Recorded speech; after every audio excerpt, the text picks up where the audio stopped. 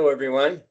It's Father Ron coming back, or maybe I should say Proto-Presbyter Ron. Anyway, having my coffee here. Christmas gift for those who don't know. Anyway, I baited everybody with what I found in Romans 4. And it turns out, I mean, what I found is not brand new. It's not like so everything's been done in Romans 4. Nothing's new under the sun, let's be honest. But what I did find, though, is something that I found very interesting in how English translators handle certain words. And so what I'm going to do is I'm going to share my screen, and we're going to look at some things. And I'll sort of give you a quick Greek lesson here, because it's good for us to know these things. So what I'm looking at is how translators handle certain Greek words. And what I'm looking at specifically is what's called a present participle. And present participles are interesting because, generally speaking, what they mean is something that you do continually. And a good example, I actually brought this up. A good example is in Matthew 5, Matthew 5:28. And you can see how this might make sense. And in fact, what I'll do also, I'll open up a new tab and look at it in English, and we'll see how it compares. Matthew 5:28.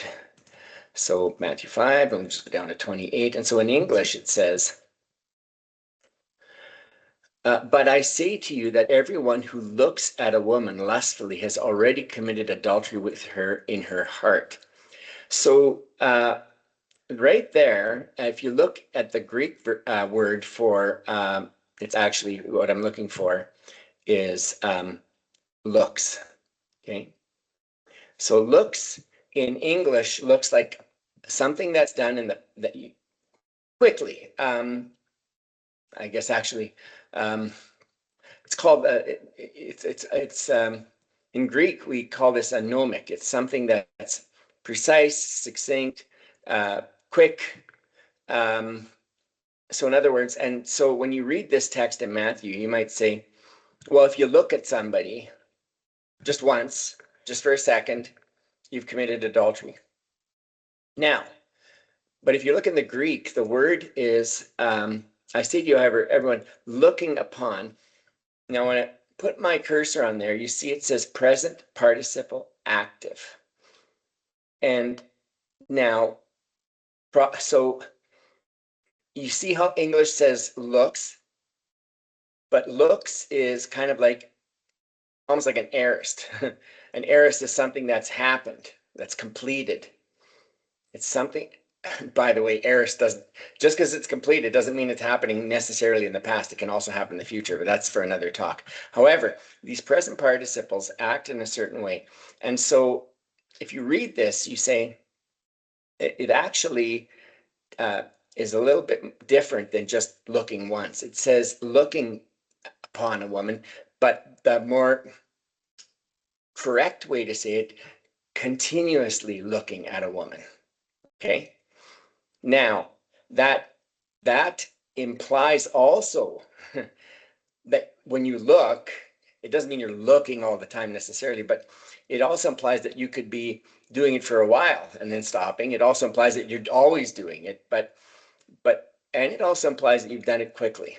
Either way, so that's what they call a nomic. And I was trying to find the best translation for nomic. And it says here, let's go Wikipedia. Michael Scott says Wikipedia is the best thing ever, and I agree with him because anybody can say anything because you know you're getting the best information. Anyway, so nomic aspect, a general truth or aphorism, but the idea is that it's quick. So going back to Matthew 5. But also, so it can be what's called nomic. It can be quick, but it can also be progressive, a continuous thing. So it starts, but it continues. It has both. And so that you could say in Matthew 5. Everyone who continuously is looking at a woman lustfully is committing adultery in her heart. That changes things a bit. And in fact, I would say it slants to the progressive here, that it's actually continuously looking. If you could keep looking and keep looking and keep looking, versus just, maybe a little slip off the, that's not good though. But I mean, but really what's worse is if you keep looking. Now, concerning divorce, it says here, I say to you, everyone who divorces his wife, okay, that's also a, let's see, what verse is that? Very quickly. That's 31. So go to 31. So just a few verses later, you have this example. Divorcing his wife, however, I say to everyone, divorcing. This is also a present participle. But you don't continually divorce somebody. So this is a perfect example of an action that's gnomic, that's quick, abrupt. I'm going to say, I still don't think I'm translating the word gnomic correctly. And in fact, I'm going to even say that even here, it's. I went to a thesaurus to see different words, but when you go here, it says having to do with aphorism, and that is defined as a concise statement. So it's basically what I'm saying, a concise, short. Okay. Now, so you have here in Matthew 2 examples of present participles. One that is gnomic, abrupt, anyone who continually divorces his wife, but it's quick. The other one, anyone who, what was the example I used? Sorry, it's just one of those days where I just can't not find things. Lust. That was it. I went too far. Anyone who looks, that's progressive. That's a progressive participle. Okay. That one is looking continuously versus abrupt. But again, I'm going to say this is progressive, and the one here divorces continually, in Greek continually divorces, that's gnomic, quick. Okay. You have your present participles. So not all present participles are progressive. Some are quick, some are progressive, some have both. The best one I can think of for both is actually the famous, we see it at football games, is John 3:16. Because if you look at it, it says here, for God so loved the world that he gave his only son, that whoever believes in him should not perish but have eternal life. So it's this word believes. This word believes in Greek. So if I go to John 3:16, sorry about that, everybody. John 3:16, you'll see that it's the same thing, exactly the same thing. For God so loved the world, gave believing. There you go. So believing, hapistevo, excuse me, is a present participle. And I would argue that it has to start, but it also is progressive. So it's both gnomic and progressive, I'm going to say. And by the way, they never translate it like this. And you have a bunch of people saying, well, I believed in Jesus, and, God so loved the world that whoever believes in him, well, I believe, so I'm good. But it doesn't say that. It actually says those continuously believing should not perish. But that's the point I want to make, is that the idea that the present participle very often, when it comes to soteriology, and I'm going to back this up later on with a quote from a famous book, a famous professor, Greek scholar, which I found in a footnote, is going to demonstrate what I'm talking about. So those continuously believing in him, but it still has to start, right? It has to start, but it has to keep going. So now, going to Romans 4, I want to show you something. So we start here. What then should we say about Abraham, our forefather, according to the flesh? For if Abraham was justified by works, he has something to boast about, but not before God. For what does the scripture say? Abraham believed God and it was reckoned to him as righteousness. Let's have a look at this word believed in 4:2. So we'll go to, now we're going to go to Genesis. Excuse me, we're going to go not to Genesis, to Romans 4:2 in the Greek text. And it says that, it was 4:3. What does the scripture say? Then Abraham believed God and it was reckoned to him as for righteousness. Remember I said last video, for righteousness, unto righteousness, toward righteousness. But this word believed is an aorist, okay? So there's an example of not a continuing action, okay? But something that happens at some point, but only says that it happened, okay? Doesn't say anything else. So aorists tell you something happened, but it doesn't say anything else. So if I say, he left the house, it just says that I left the house, but it doesn't say anything else. And that's exactly this word believed here. So what does the scripture say? Abraham believed God and it was reckoned to him for righteousness. Then if we continue, and I'm going to be talking about this very verse right here a little bit later.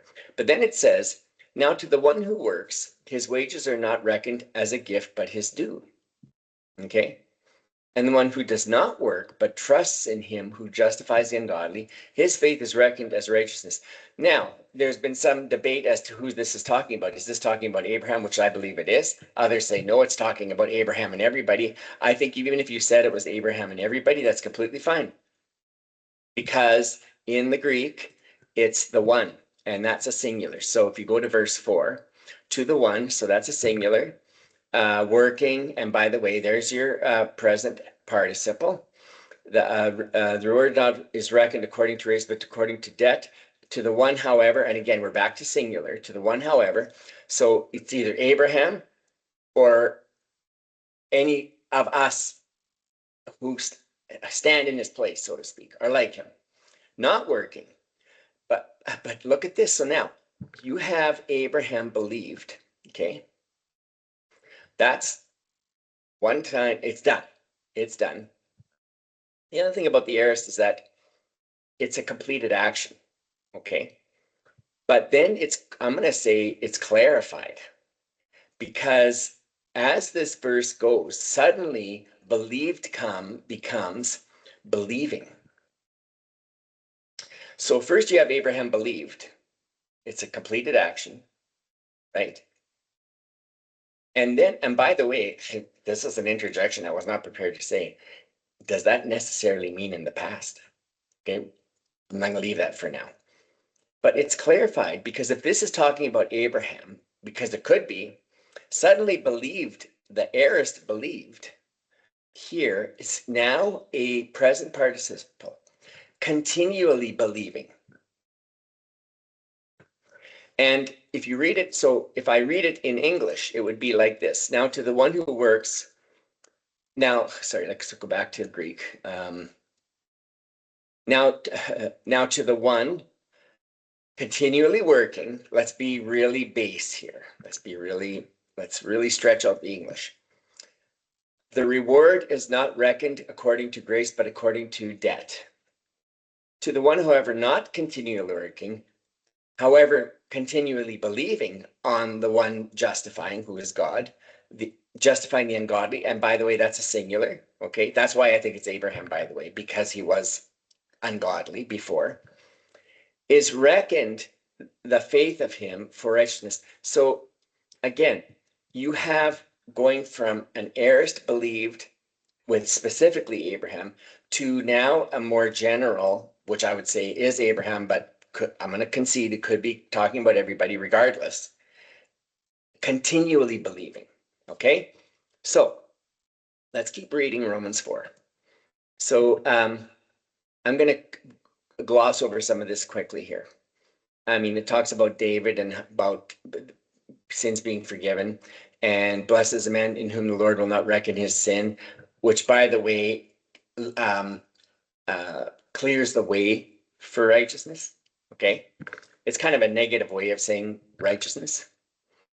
Is a blessing pronounced upon only the circumcised or also upon the uncircumcised? What we say that faith was reckoned to Abraham as righteousness. Let's have a look at the faith. That's verse 9. Let's look at that together, verse 9. Okay.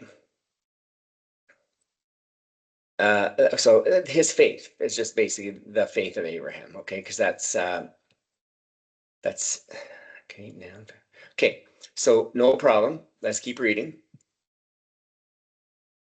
Now, it says here, how was it reckoned to him? So that's verse 10. Was it before or after he had been circumcised? It was not after, but before you're circumcised. It's not written this way in Greek. Before and after are not in the Greek, but I'm not going to settle on that. The purpose was to make him the father of all who believe without being circumcised. Let's have a look at the word believe here in 11. Let's have a look together at 11. Okay. 11 is here, and the word believe. Okay, so now we're back to, now we're plural, but it's also a present participle. Okay. The ones continually believing. Okay. Now, let's keep going, because we've only had one aorist, and now after that, anytime you see the word believe, it's all been present participles, okay? Then it says, it talks about, I'm going to gloss here, circumcision being a sign and seal of that. And likewise, the father circumcised who merely are not merely circumcised, also follow the example of the faith of our father Abraham before he. Okay, I'm gonna leave that for another time. But basically, it talks about that it's to all of us, to everybody, whether you're circumcised or not. So I'm gonna just gloss over that. The promise to Abraham's descendants that they should inherit the world did not come through the law, but through the righteousness of faith. I know I've looked already. That's just pistis. If it is the adherents of the law who are the heirs, faith is null and void, but for law brings wrath. So it's talking about basically, and again, I'm glossing, that if the law was sufficient, you wouldn't need faith. It has no place. Then it says that's why it depends on faith in order that the promise may rest on grace and be guaranteed to all his descendants, not only adherents of the law, but also to those who share the faith of Abraham.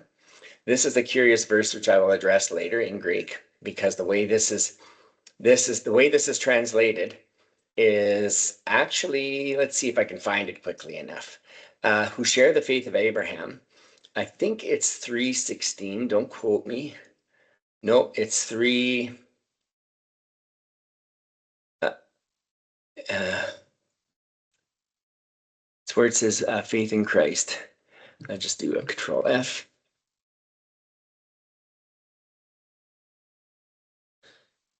There you go. It's one of them. Let's go to my down arrow. And there's several of them, but I know what I'm looking for.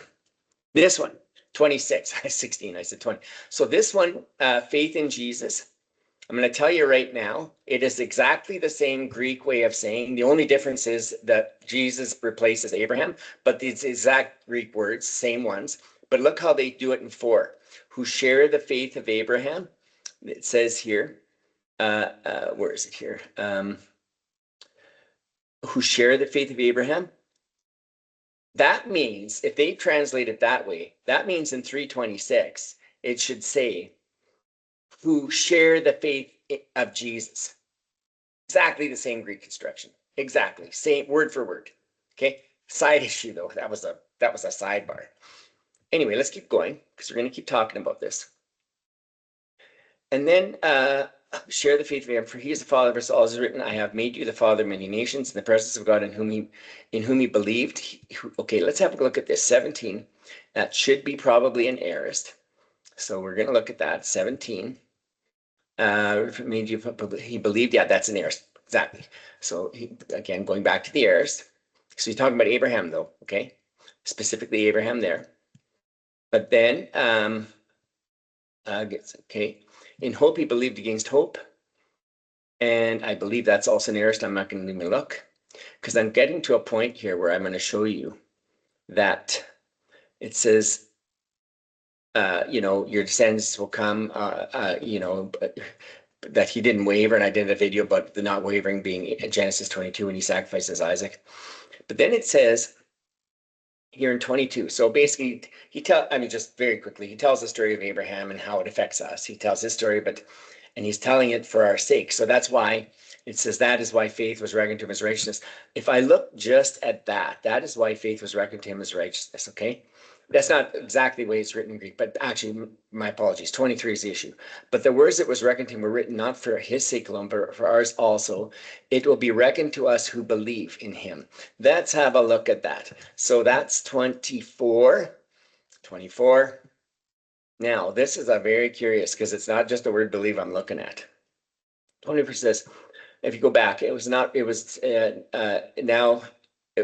on account of him alone, but it was also that it was credited to him, but it was also on account of us, to whom. Now, look at this. I think the RSV is correct when it says in 24, 23, actually it's 24, but for ours also it will be reckoned to us who believe, because in the Greek it says an account of us to whom it is about to be credited. This is what's called an infinitive. There's no time aspect to it. It's sort of ongoing, to be credited. It's indeclinable, it's called. But this malo is about, and now this is a strange word, because it's, even if you look at this, to be about to intend, to be destined to, but down here, to intend, right? The idea is that it's in Greek, sorry, I'll go back. It's on account of us, for that to whom it is intended to be credited, to those, and again, here we go back, who continually believe, who are continually believing on the one having raised Jesus from the dead, out of the dead, who has delivered for our trespasses and raised for justification of us.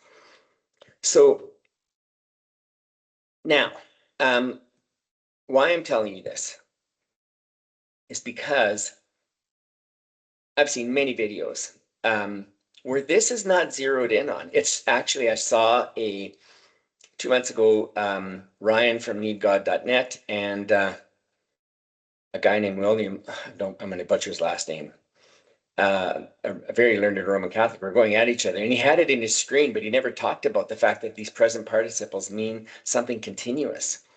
But that's, so Orthodox Christians who are evangelizing Protestants, when it says that, those particular places that I showed you, those are present participles that are progressive. They're not gnomic, they're progressive. There's implication that is continually believing. And in fact, I would argue that that's exactly what happens, because the first time it says that Abraham believed God and was credited as righteousness, and to those who don't work but continue to believe, you see how it changes? So here's the issue. What could have been said was not, actually go back, I have to share my screen again, because I need to look at the words. What could have been said here, if I read it in English, and to one who does not work but trusts in him, it's not a bad translation. That could have been a word that is, see if I can come up with it quickly.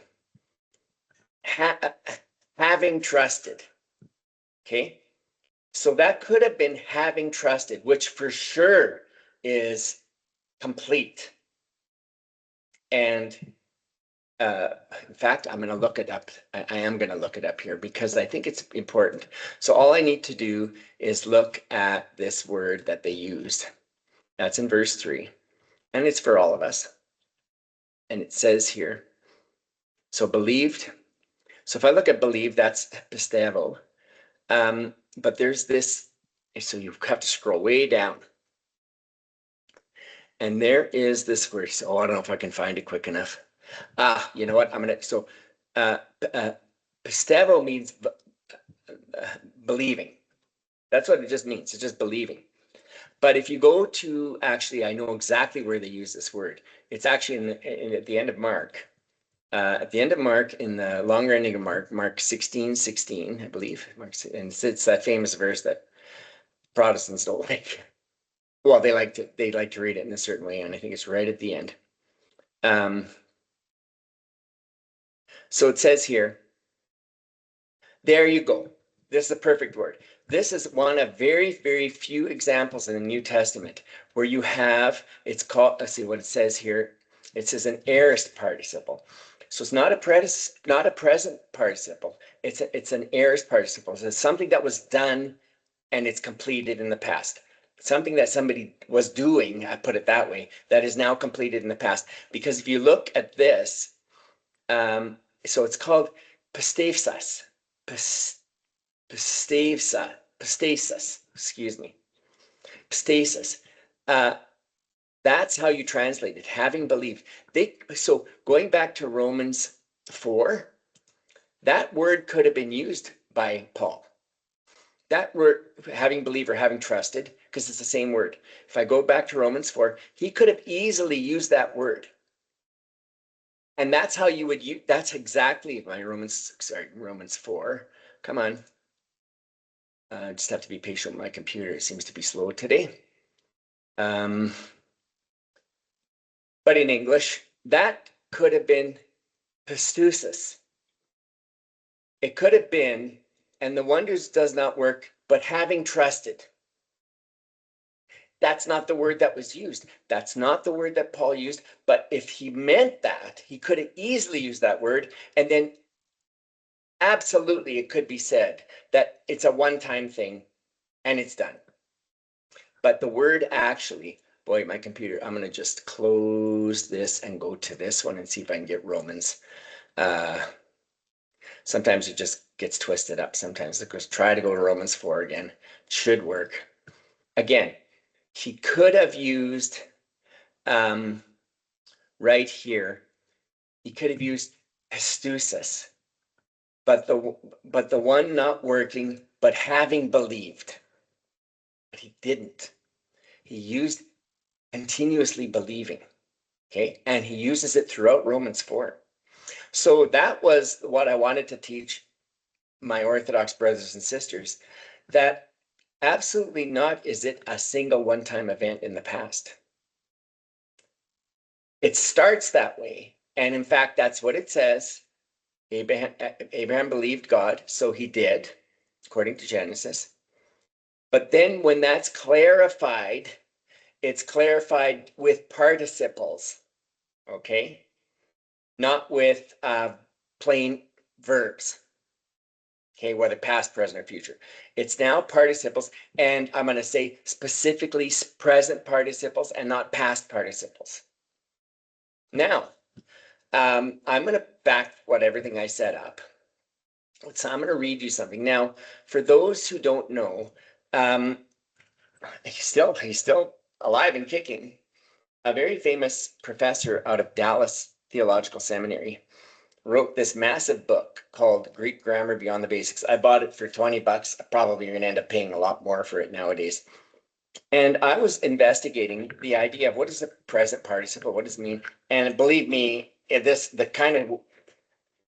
need another class to understand this stuff, but some of it I do. I'm not completely in the dark. But so when I was looking at it, the idea I got about the idea of present participles is just something they call aspect. So it's not so much time, but it's aspect. And the aspect of a present participle tends to be almost akin to what's called an imperfect. So an imperfect is, an aorist is he left the house. An imperfect is he is leaving the house.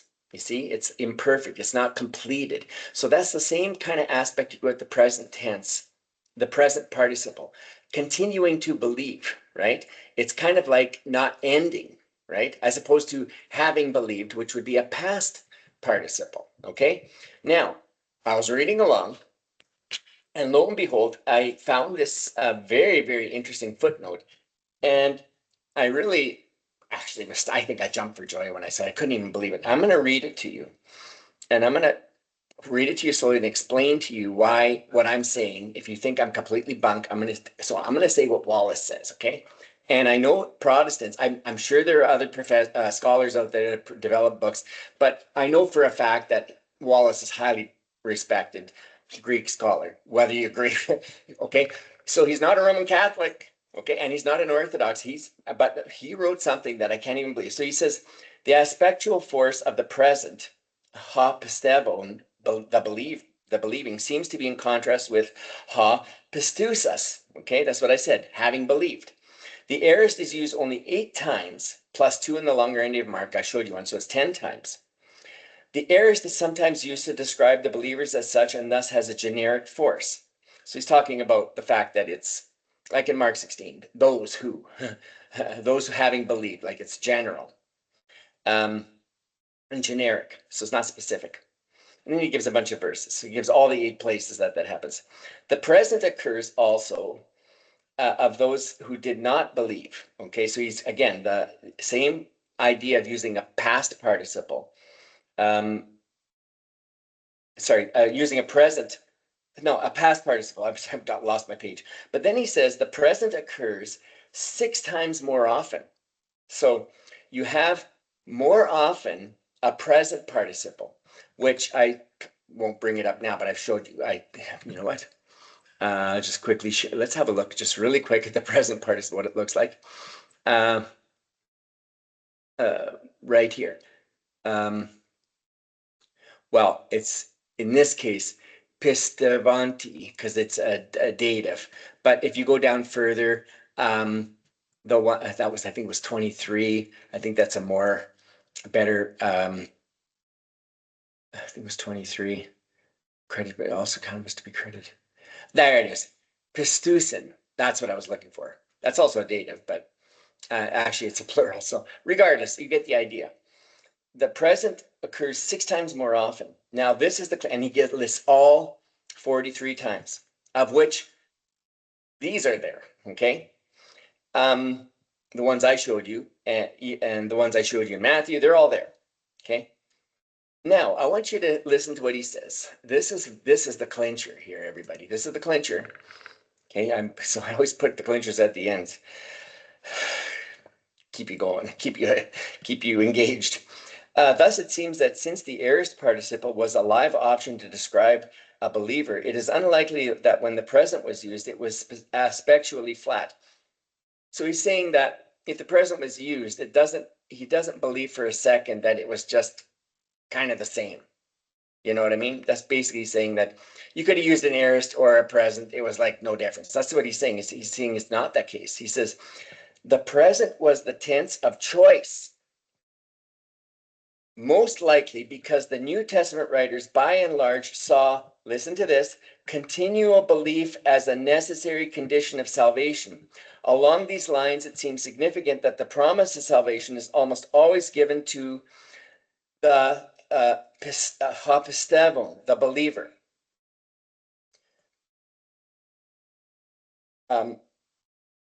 Almost never to, except for 3 exceptions, those having believed.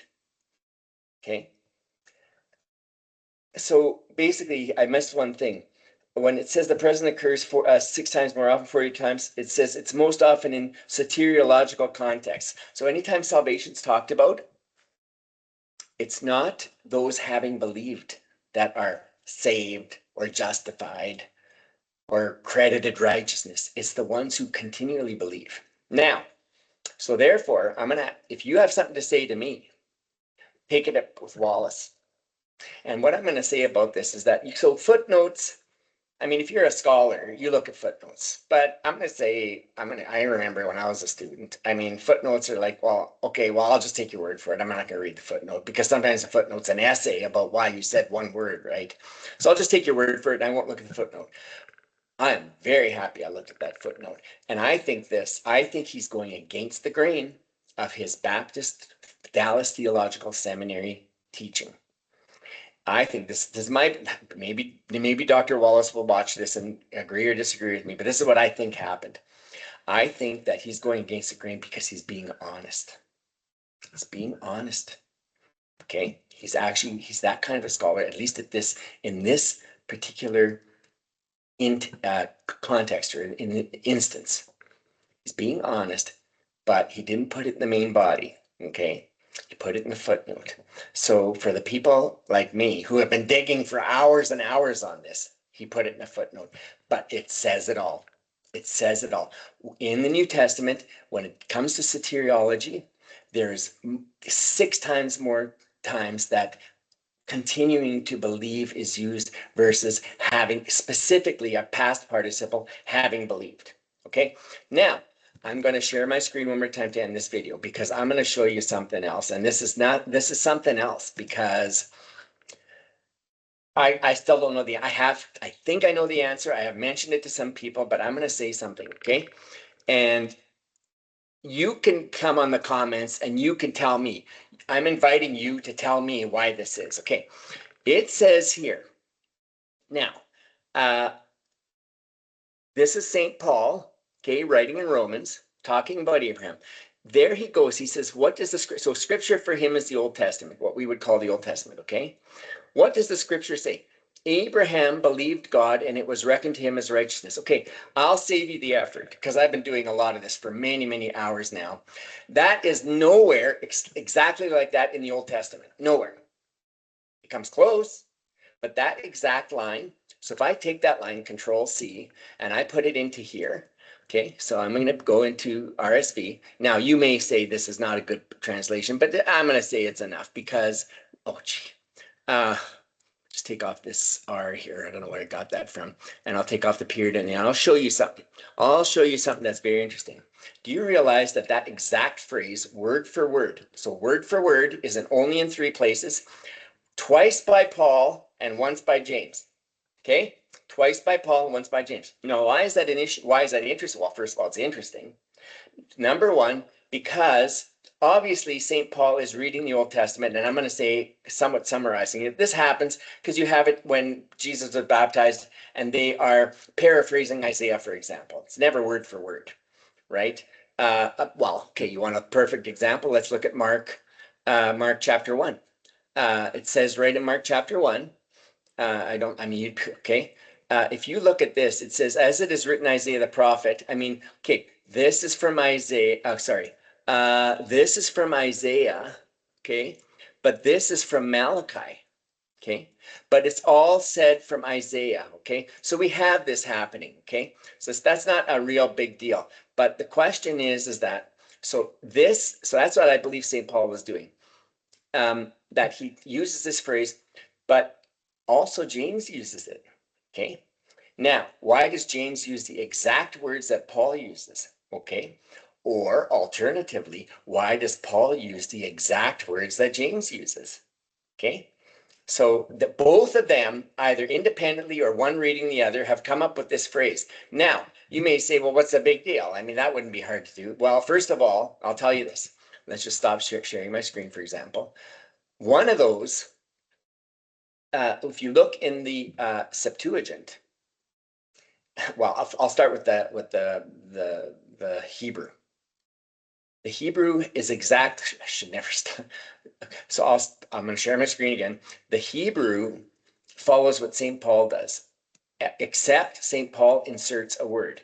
I'll show you what I mean. So if we go back to, let's just go back to, let's go Romans 4. And then I'm going to look at Hebrew. Okay, so I'm going to look at Hebrew, the Hebrew version of that verse in Genesis 15. Okay, so go to Genesis 15. So I don't read Hebrew, so I am relying on this translation. But that's okay, it's fine. That's why we have these tools. But if you go to Genesis 15:6, which is the famous verse, that's I probably went. I cannot. Bible Hub is terrible for finding verses. It's just awful. So, and he believed in Yahweh and accounted to him for righteousness. So you see, it says, and he believed. So there's no name, right? And that's why, by the way, the RSV says, if I look actually into Genesis, so go back to Genesis 15. Sorry, I'm going all over the place, but I don't want this to be 2 hours either. It says here in RSV, and he believed the Lord and he reckoned it. So no name, right? Now, so where do you get Abraham from? Okay, well, probably the Septuagint. Well, let's look at the Septuagint. It's got to be the Septuagint because, the early church uses the Septuagint, right? And therefore, St. Paul, he uses the Septuagint. And I got to sorry, I have to, this silly thing. You don't see this little thing in front of me. The Septuagint, let's have a look at Genesis 15, verse 6, okay, in the Septuagint, 15:6. This you'll find this very interesting. So kai epistusin, I'm not going to read it in Greek. My pronunciation is laughable. This is not a comedy show, everybody. And Abraham believed God and it was counted to him for righteousness. By the way, I like they did this, for righteousness, because epi-is is for. But Abraham is not Abraham. It's Abram. Okay? It's not Abraham. It's Abram. So now you have to ask yourself the question, why is it that clearly in Genesis 15, Abram is the one who's God is talking to? It is Abram that is referred to when it says he believed. Okay. Now, but then you go to Romans 4, and he says Abraham. You go to, I won't bring it up, Galatians 3:16, Abraham. You go to James 2, whatever it was, Abraham. Now I'm going to stop sharing. And here's the question, everybody, I put to you. Don't tell me for a second that St. Paul didn't know what he was doing. No way. He knew the scriptures stem to stern, back and front, front and back. Sorry, let's get things reversed. There is no way he made a mistake. He neither used the Hebrew nor the Greek. Okay. He put the name Abraham. Abraham is when Abraham changed his, Abram means exalted father, and Abraham means father of many nations. Okay. But notice he puts the name Abraham at the beginning. So do you see, this is my read. It's Father Ron's read. I'm looking intently for this. I mean, one person mentioned it. It was the Jerome Biblical Commentary, but they didn't engage it. They didn't think about it. So I'm thinking about it because St. Paul, first of all, doesn't make mistakes. And there is a reason, because Abraham has a meaning and Abram has a meaning. And he has replaced Abram with Abraham to the beginning of his life, or at the beginning of his being credited righteousness, and not when he was renamed Abraham, which has a different connotation. Okay, so this is bonus. Okay, this is the apple. This is like the, I'm not sure what you get a bonus when you buy. This is the baker's dozen. Okay, you get the 13th cinnamon bun for me today. Okay, why did he put Abraham there? Okay, my theory, I'll cut to the chase. My theory is that in that statement where he says Abraham believed God and it is reckoned to him as righteousness, he is in one statement giving you the gnomic, the quick, sorry, what did I have for gnomic again? Because I had a good definition. So no, I'm going to just put this thing in front of me here to move it down to open up a new tab. The gnomic. So gnomic meaning. Oh boy, what's this? G. It spell check. Gnomic. There we go. And I knew there was one here that I really liked. Oh, well, this is why I should have kept this tab up, because I saw it in Merriam-Webster, and then it said an aphorism, because gnomic, I just want to get this right here. Concise, one time, okay, and progressive. So think about this, everybody. Just think about this. Challenge me if you wish. But number one, St. Paul didn't make that mistake. Or alternatively, St. James didn't make that mistake, because he knows the Old Testament as well. So whoever came first, it doesn't matter. They agree with each other. Okay, so there's no this business of there being opposition. Are you kidding me? I just showed you. They agreed that they both said Abraham believed God and it was credited to him as righteousness. But I believe no matter who came first and then the other copied, I'm thinking that's how it worked. No matter who came first, that statement alone, I think it was Paul, that statement alone is giving you the gnomic and the progressive in one line. Okay, one line. Okay, which means that there is a time that you believe and it's done, but it continues. Okay, so you don't, when we believe in God, it's an action that is done and it's completed. Okay. So we don't say start believing in God. We believe in God, but it's with the implication, and that's why I said it was a clarification. Abraham believed God, but then when he's talked about later, it's the one who continuously believes. It's the gnomic and the progressive all in one. And that's why I believe those present participles are used. I think it's 4 times in Romans 4. Okay? So I leave this with you. This is a longer video because I had to go through a few things, and believe me, I actually have much more. But I leave this, I'll leave what I said in this video to you. But if you have another reason why St. Paul puts Abraham, and I'm going to tell you right now, I refuse to accept that he made a mistake. No way, man. St. Paul, a mistake like that? Well, then how are you going to trust anything you wrote? Goodness. That's like listening to me instead of the scriptures. I wouldn't do that. Meaning that I'm a fallible human being that has limitations and lack of knowledge and all that stuff. Oh, no, no, no. When you're talking about canonical scripture, and St. Paul does what looks to be an error because he's not following the Septuagint and he's not following the Hebrew. He's made up a third thing. That's my opinion. And James accepted that. Let's put it that way. So please, please tell me what you think. Comment, like, subscribe, share.